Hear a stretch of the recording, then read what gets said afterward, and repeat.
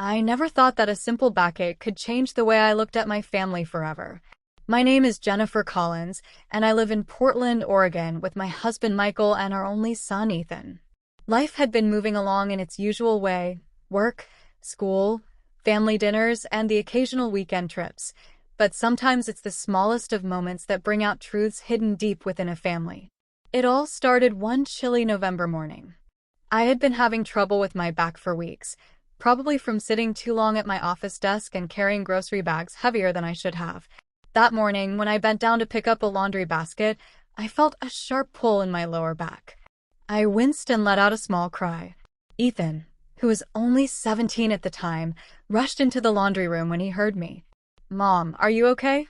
he asked, his voice full of concern. I tried to smile through the pain. "It's just my back again, honey. Nothing to worry about. I'll manage." But Ethan wasn't convinced. He insisted I sit down on the couch, fetched me a warm compress, and even looked up some gentle stretching exercises online. For a moment, I was taken aback. My little boy, the same kid who once needed me to tie his shoelaces, was now stepping into a role of responsibility. That evening, Michael came home from work and noticed me moving slowly. "Jen, you've been struggling for weeks now. Why didn't you say anything?" he asked, frustration lacing his tone. I sighed. "I didn't want to bother you. You're already busy with work, and Ethan has school. I thought I could just push through." Michael shook his head. "You're not a burden. You're my wife. We take care of each other, remember?" Those words warmed my heart. But what struck me even more was the way Ethan quietly nodded, almost as if he were agreeing with his father. Over the next few days, Ethan kept helping me, carrying laundry, cooking simple meals, and even reminding me to do my stretches. One night, as he carefully adjusted a pillow behind my back while I sat on the couch, I felt tears sting my eyes. He noticed and asked softly, "Mom, are you crying?" I wiped my cheeks quickly. "No, sweetheart. I'm just proud. Proud of the young man you're becoming." Ethan smiled shyly, and in that moment, I realized something that I had been blind to before. My son wasn't a little boy anymore. He was growing into someone strong, compassionate, and dependable. And that realization hit me harder than the back pain ever could. But there was another hidden truth that came out during those weeks. You see, I had always thought Ethan was closer to his father.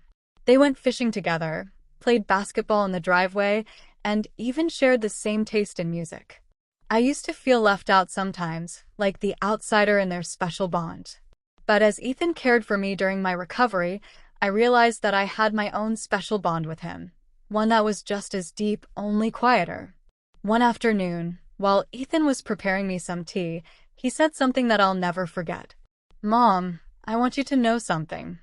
I see how hard you work, not just at your job but here at home.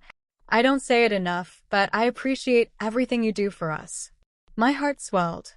Those were words I had longed to hear, though I never expected them to come from my teenage son. Michael noticed the change, too.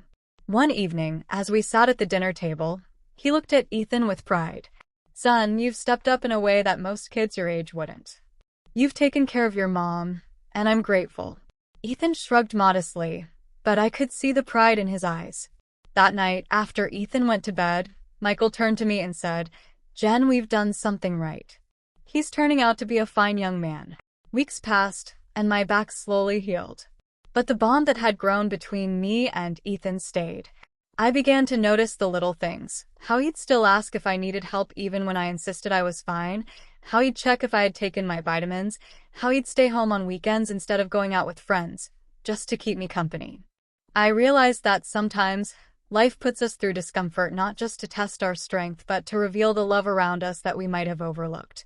My back pain had been a burden, yes, but it had also been a blessing in disguise. The hidden truth was simple. I wasn't just Ethan's mother. I was his role model, his safe place, his anchor. And he, in turn, was becoming mine. Years later, when Ethan left for college in Seattle, I hugged him tightly at the train station. "Take care of yourself, sweetheart," I whispered. He pulled back just enough to look me in the eye. "I will, Mom. But remember, you've always taken care of me. Now it's my turn to take care of you, even if I'm far away."